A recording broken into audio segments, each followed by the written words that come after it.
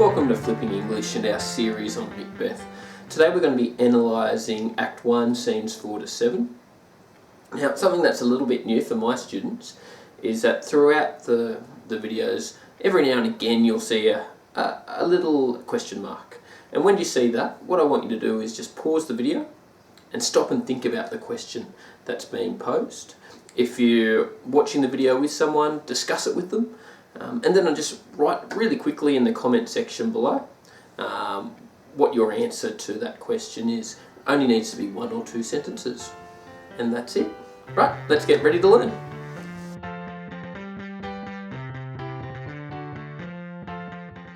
Scene 4 is set in Duncan's castle in the forest. The characters present are Duncan, the King of Scotland, Malcolm, Duncan's son, Macbeth, Banquo, and Ross and Angus. Now, this scene is really important because it's the first time that Duncan and Macbeth meet in the actual play. Now, from Duncan's point of view, news is brought of the previous Thane of Cawdor's execution. He died a manly death. Now, it's often asked in Macbeth's essay questions to talk about gender roles. So the quote here is, "Nothing in his life became him like the leaving it." In this scene, Duncan admits he is a poor judge of character. There's no art to find the mind's construction in the face.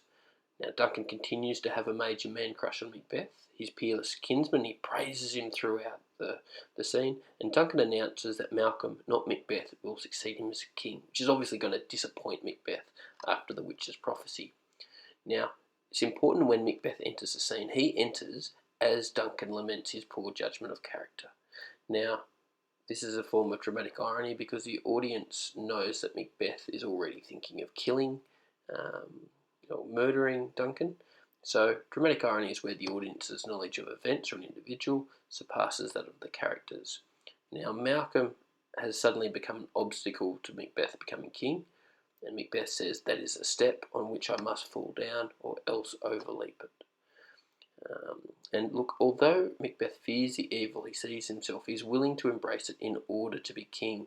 He says, "Stars, hide your fires, let not light see my black and deep desires. The eye wink at the hand, yet let that be which the eye fears when it is done to see." So Macbeth is willing to commit the murder. Now, there's farming imagery throughout this, particularly with Duncan. Now, Duncan promises to look after Macbeth. "I begin to plant thee, and will labour to make thee full of growing." And Banquo responds and continues the farming metaphor. "There if I grow, the harvest is your own." Now, there's darkness and light imagery throughout Macbeth, so this is something to watch out for through the whole play. Now, very simply, light and darkness represent good and evil, but signs of nobleness like stars shall shine on all deservers. Duncan says that, and Macbeth struggles with the darkness and evil in himself.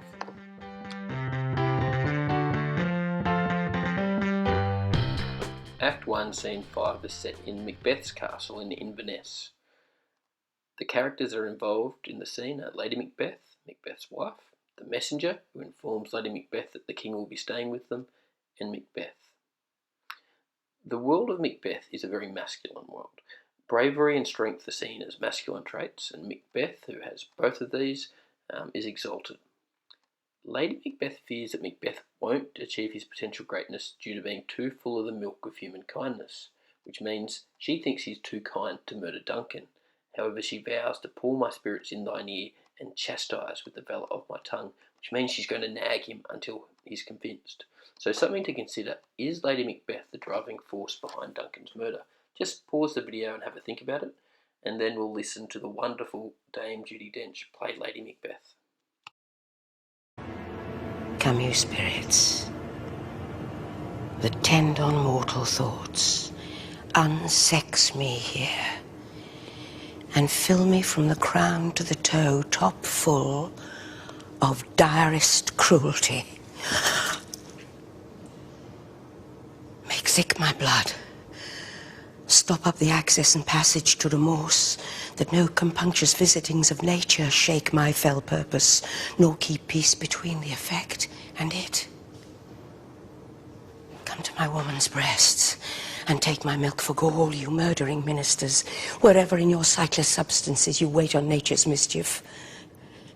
Come thick night, and pour thee in the dunnest smoke of hell, that my keen knife see not the wound it makes, nor heaven peep through the blanket of the dark, to cry, hold!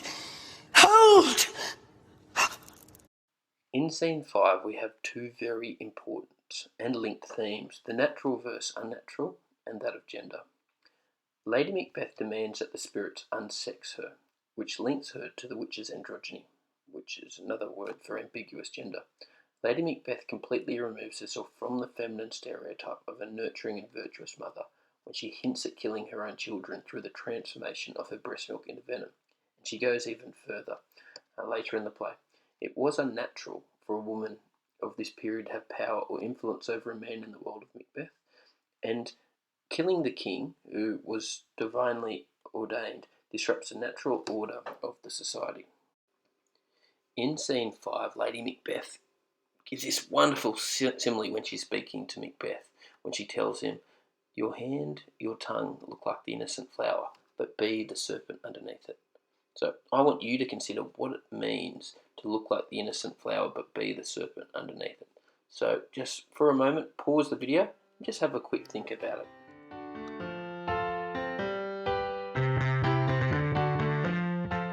Scene 6 is a very short scene where Duncan arrives at Macbeth's castle. It involves Duncan, Banquo, Lady Macbeth, and Malcolm, Donald, Blaine, Lennox, Macduff, Ross and Angus, who are all thanes. Now, Lady Macbeth greets Duncan, all our service in every point twice done and then done double. Now, although she appears loyal and humble, she is the serpent below the flower, and Duncan is blithely unaware of the danger he is in. He compliments the castle, Macbeth, and Lady Macbeth, who he calls fair and noble hostess. And remember, whenever you hear fair, we know that fair is foul from the witches.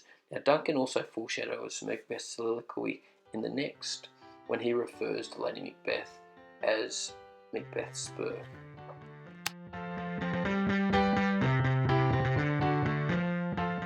An often asked question in the Macbeth essay is Lady Macbeth's role in the murder. Now, scene 7 is often quoted. It only contains the two characters, Lady Macbeth and Macbeth. If it were done. When 'tis done, then 'twere well it were done quickly. If the assassination could trammel up the consequence and catch with his surcease success, that but this blow might be the be-all and the end-all here, but here, upon this bank and shoal of time, we jump the life to come.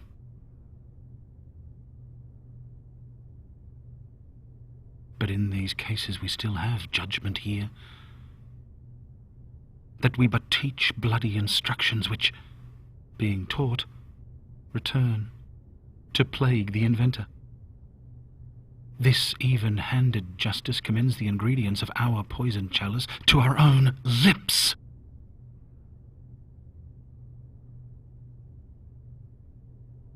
He's here in double trust.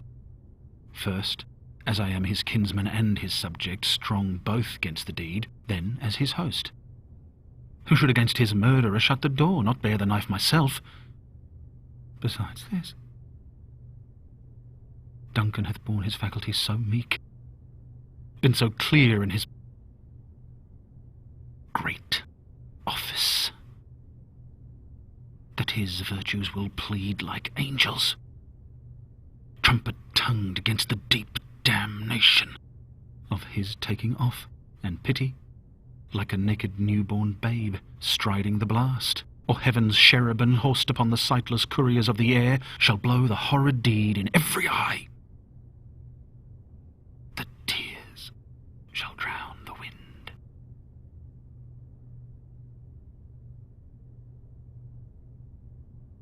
I have no spur to prick the sides of my intent, but only vaulting ambition, which o'erleaps itself and falls on the other. In his soliloquy at the start of the scene, Macbeth talks himself out of murdering Duncan. He starts to consider the consequences of the murder, which will likely plague him. He reasons with himself that he shouldn't murder Duncan, because Duncan is his king, his cousin, and his guest. Furthermore, Duncan is a good king and a virtuous man. Finally, Macbeth states that he has no spur to drive him to commit the murder. I really like the picture that's being shown here. I think it pretty much sums up Macbeth. So a major theme of Macbeth is the corrupting power of unchecked ambition. And Macbeth says in his soliloquy, vaulting ambition which overleaps itself and falls on the other. Now, Shakespeare is using personification here, which is attributing human characteristics to something non-human. Macbeth personifies his ambition, which is vaulting and overleaps itself. Now, what do you think Macbeth is saying about ambition when he says vaulting ambition, which overleaps itself and falls on the other? Just pause, have a quick think about it, and write something down in the comment section below. What news? He is almost supped. Why have you left the chamber? Hath he asked for me? No, not he has. We will proceed no further in this business. He hath honoured me of late, and I bought golden opinions from all sorts of people, which would be worn now and then, newest glass, not cast aside so soon. Was a hope drunk wherein you dressed yourself? Hath it slept since? And wakes it now to look so green and pale at what it did so freely? Ah! From this time, such I account thy love. Art thou afeard to be the same in thine own act and valour as thou art in desire? Wouldst thou have that which thou esteemest the ornament of life, and live a coward in thine own esteem, letting I dare not wait upon I would, like the poor cat of the adage? Prithee, peace. I dare do all that may become a man. Who dares do more is none. What beast was then that made you break this enterprise to me? When you durst do it, then you were a man. And to be more than what you were, you would be so much more of a man. Nor time nor place did then adhere, and yet you would make both. They have made themselves. And that their fitness now does unmake you. I have given suck, and know how tender 'tis to love the babe that milks me. I would, while it was smiling in my face, have plucked my nipple from its boneless gums and dashed the brains out, had I so sworn as you have done to this. In these monologues, Lady Macbeth accuses Macbeth of being a coward who is afraid to do what he needs to in order to realise his ambition. However, it is when Lady Macbeth challenges Macbeth's masculinity that she really begins to persuade him. When you durst do it, then you were a man. Lady Macbeth makes a chilling declaration that she would murder her own baby if that is what she had promised Macbeth she would do. Now, Macbeth at this stage is convinced. He kind of says, if we should fail. So Lady Macbeth has chastised him into subservience. And Lady Macbeth comes back with this great line, we fail, but screw your courage to the sticking place, and will not fail. Lady Macbeth assumes the role of the dominant partner in the relationship and outlines a plan to murder Duncan. So I want you to consider at this stage, who do you think is responsible for Duncan's murder? Now, as Macbeth becomes convinced to murder Duncan, he says, bring forth men, children only. Now, this resembles the speech of the witches because there's only 7 syllables. It's in catalectic, trachaic, tetrameter. And bring forth men, children only, for thy undaunted mettle should not compose nothing but males. Macbeth associates bravery with masculinity. His assertion that she should only have male children is a compliment. He then says, I am settled and bend up, each corporal agent to this terrible feat. Away and mock the time with fairest show, false face must hide what the false heart does know. So Macbeth is now completely committed to murdering Duncan. Hopefully throughout Act 1 you've noticed that there is repetition of words and phrases. For example, the word fair is repeated, and we know that this is interchangeable with the word foul because the witches say at the start of the play, fair is foul. Macbeth then comes in and makes a comment, so foul and fair a day. And Duncan, talking about Lady Macbeth, calls her a fair and noble hostess. And we know from the witches that whenever we hear the word fair, it actually means foul. Now, darkness is also a motif that's repeated and a word that's repeated. Banquo says the instruments of darkness tell us truths, and Lady Macbeth talks about the blanket of the dark. And this is very basic imagery that's associating darkness with evil. Spur is repeated. Duncan says, and his great love, sharp as his spur. He's talking about Lady Macbeth. And Macbeth says, I have no spur to prick the sides of my intent. And both of this is meant to mean that Lady Macbeth is driving Macbeth. She is his spur. Finally, done is repeated, all in the one line. If it were done, when 'tis done, then it were well, it were done quickly. Now, there's repetition of imagery in Macbeth Act 1, and Shakespeare's famous for his imagery in his plays. In Act 1, we have the imagery of farming. Duncan says, I have begun to plant thee, and will labour to make thee full of growing. Banquo replies, there if I grow, the harvest is your own. There's also imagery of clothing, and this is continued throughout the whole play.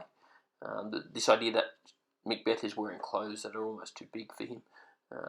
Macbeth says, the Thane of Cawdor lives, why do you dress me in borrowed robes?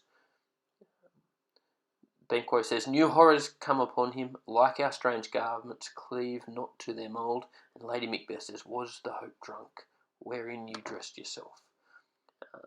Light and darkness is a motif. Imagery that's repeated again. We've looked at the Banquo one. Duncan says, but signs of nobleness like stars shall shine on all deservers. So again, light is goodness. They're related. Macbeth says, stars hide your fires, let not light see my black and deep desires. Lady Macbeth says, come thick night, and pour thee in dunnest smoke of hell.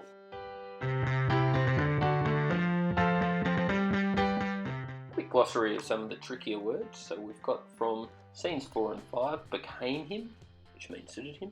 Construction, which means intention, which is not used for, which you are not used to. Harbinger, which is a forerunner. Lose the Jews, miss the reward. Hie thee hither, come here quickly. Chastise, beat off, chase away. Golden round, the crown. Metaphysical, supernatural. Affected, and it, the result in the plan. Favour, complexion. Temple, haunting martlet, is a bird that nests in church porches. Loved masonry is a favourite building. A jutty is a vantage. Pendant is a hanging. Procreant cradle is a nest. A haunt is regular visit. Love, as king I must always acknowledge my subjects' love, even though doing so is a burden to me. All houses, even if I were to double my efforts to your behalf, it would be nothing compared to with the honour you pay me by visiting our house. Coursed is chaste. Purpose, purveyor, intended to arrive before him. Holp means helped, and incompt audit, on your account to be assessed by you. Trammel up is to obstruct or prevent. Surcease is death. Shoal, sandbank. Faculties, kingly powers. Taking off is another way of saying murder. Sightless couriers, which are invisible winds. Ornament of life, which is the crown. Adage, which is a proverb. Fitness, which is appropriateness. Sticking place, its limit. Wassail is entertainment. Receipt, limbeck, is container for an alchemist's solution. This is Macbeth's plan. Metal is courage, and corporal agent is a physical part of myself.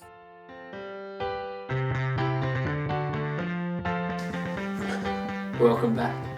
So that was it. Act 1, scenes 4 to 7 in Macbeth, which I think contains some of the most interesting lines and interesting characters in Shakespeare, and look, probably literature. Lady Macbeth and Macbeth are fascinating in how they interact together and hatch this evil plan to kill Duncan, which is going to happen in the next act.